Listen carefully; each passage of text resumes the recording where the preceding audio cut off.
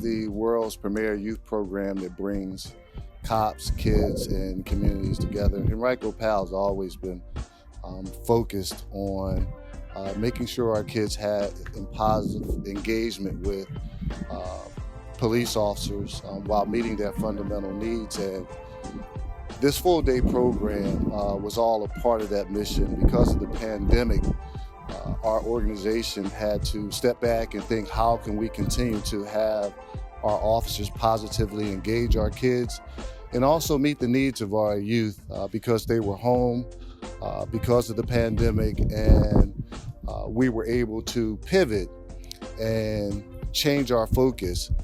Henrico County Schools, when they decided to go to a virtual learning model, Henrico PAL, the Henrico Education Foundation, and the YMCA of Greater Richmond was selected as the 3 organizations to put on full-day programs.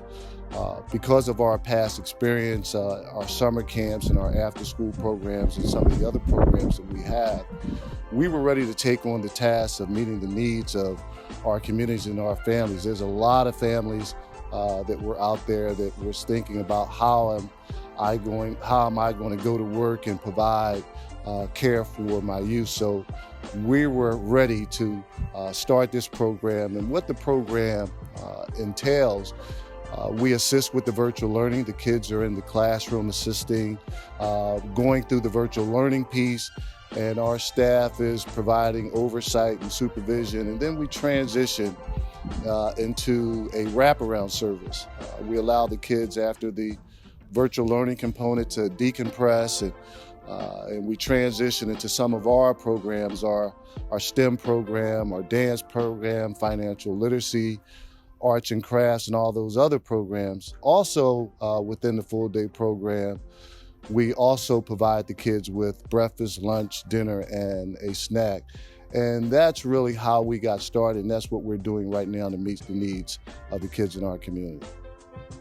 There is so many examples that I could name of the kids that have come through our program. Not saying that PAL had the greatest impact on them, but I'm gonna say personally, I believe that PAL had the greatest impact upon them. And just seeing, the influences that we have upon them is always positive. We teach them to broaden their horizons. And once we do that, the avenues just open up for them, and, keeping track with them, I've been able to just, see them grow and grow and grow and accomplish their goals, things like that. So it's a great impact. My favorite part is working with the kids, specifically at Baker PAL, or right now it's John Rolfe PAL. The PAL staff does an outstanding job allowing me to do my job.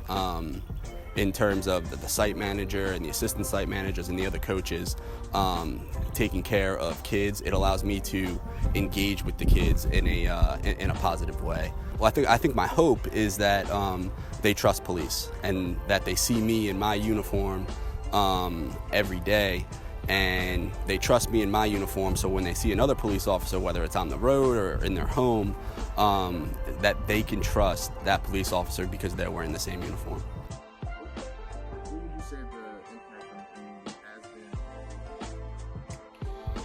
Well, I think the impact on the community has been significant from the standpoint the pandemic has made us all kind of step back and re-examine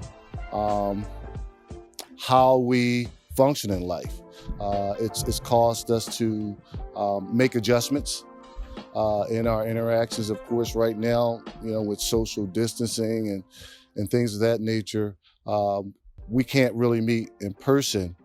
And I think that's had a significant impact on the community as it relates to how it will make us operate in the future. I think it's made us all more resilient as a community. And PALs, we're part of the community, and we're going to do the same. We're going to adapt, and we're going to adjust, and we're going to do all we can to ensure that our kids have positive engagement with the police officers, and also make sure that we meet their fundamental needs. Kids need 3 levels of support to be successful in life. And this full day program provides that. We meet their nutritional needs. That's number one. Number two is the assistance and the accountability as far as homework. We meet that need. And then we meet the social recreation and athletic needs that kids have. And our full day program has those components to it. So that's going to ensure or at least increase the opportunity that our kids are going to be successful. So when the question is asked, how is it going to impact us in the future? I think the kids that participate here in PAL, they're not going to skip a beat. I think our kids are going to be ready to tap on whatever the world has to offer because we're meeting their fundamental needs. All right, so the first one, how the program started. So we've been fortunate with the Y and Henrico County. We've been partners for quite a bit of time. We've been running, after-school programs inside of Henrico County schools for 15 or 20 years, probably maybe more than 20 years, longer than I can remember. Typically in the elementary school and in the traditional after-school model. And so we've had a good relationship with them, with Henrico County schools and Henrico County government, especially lately with the new aquatic center that the Y and Henrico County came together and built in the East End. So we've had a long time history, which helps right there, right off the bat. But then as we started to get more into, as we started to progress more into COVID during the summer of looking at what schools were going to do come, September when they go back to school, and hearing more of where they're going to do the hybrid model or fully virtual. I think that just opened up opportunities to have conversations at the table. And for us, at the Y, we were fortunate to have our own Y branches and facilities. But the schools are actually much better locations for the virtual learning atmosphere with having classrooms and having areas like that. So as we progressed in those conversations, and then there were other community partners with Henrico County, with HEF, Henrico Education Foundation, and PALs, it just emerged that, hey, we have an opportunity here. We do have footprints in Henrico County between the West End with Shady Grove and Tuckahoe area YMCAs, and with Chickahominy and the East End. We've had long-standing relationships with the community and the local government. So the opportunity to say, hey, what does it look like in a virtual learning atmosphere? And our goals in the program is, number one, safety, providing a safe atmosphere for kids to learn in. And two, not that we are logging in, or I should say, not that we're sitting in on the classroom and with each student, but we are, ensuring that each student is logging in at the right time, trying to help them with they have brain breaks or little breaks or like that we're helping them with that. If students need specific help, so that we're there to try to help direct that and help them focus on those atmospheres. So as the program's progressed, I think now we're ending our 5th week, about to start the 6th week on Monday. I think we're in a really good rhythm of what that looks like. It's been, it's really cool when you can step back and look at the program, because it's a collaboration at the end of the day between the Henrico County government, Henrico County schools, and the YMCA. So that's really what, then that's, I think, a core to what we are with the Y, with what we want to build with community, where we have multiple players at the table, and we just play our role in that area. For families that need it, we roughly have 400 kids in the program right now at our 6 locations. And so families that need it, they are overly thankful. And with some CARES Act money that we've received from Henrico County and from some of the YMCA with some of our financial support, we've been able to lower the cost to families now. At the high end, families, it started at $100 a week. Now we've got it down to $50 a week. So I think that's tremendous right there. But if you're a working family, a single mother, the impact, that you feel comfortable that you're leaving your child in a safe environment and they're getting their screen time, their virtual learning education time, and they're having somebody there, a counselor or a teacher's assistant, to help direct them. And then in the afternoons, we provide enrichment.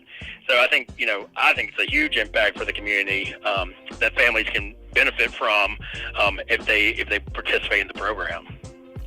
And so, I hope in 3 to 5 years, when we look back at it, that, the YMCA is one of the groups that stepped in, because, I don't know if it's revolution in education, but this virtual format's different, and for us to be able to step in and play our role. But for the first, I've been on sites to get to meet the kids, help them learn and get used to it. I mean, a student in second grade, they have like 3 different platforms to be on.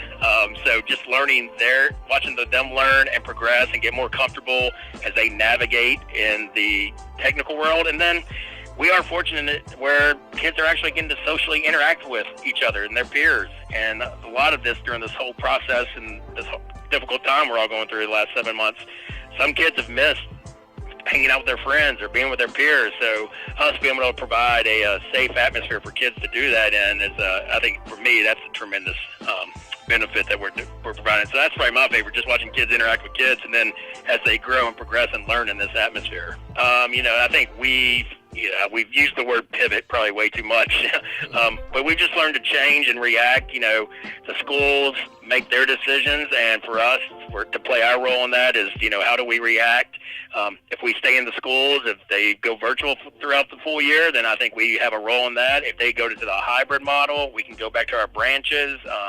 Just depending on what they do, we do have options, and our number one goal is supporting families in the community, and so we will step up and play our role, whatever that may look like. So if we are doing this for another, we've been doing full day care since March 16th. We started with Camp Hope, and then we went into our summer day camp programs, and now we've gone to the Student Success Centers. So we kind of just roll with it, and we have our staff, our frontline staff, are just tremendous. I mean, they step in. They've been there from the beginning, and so my hat's off to them and their kudos. But we will keep on moving forward.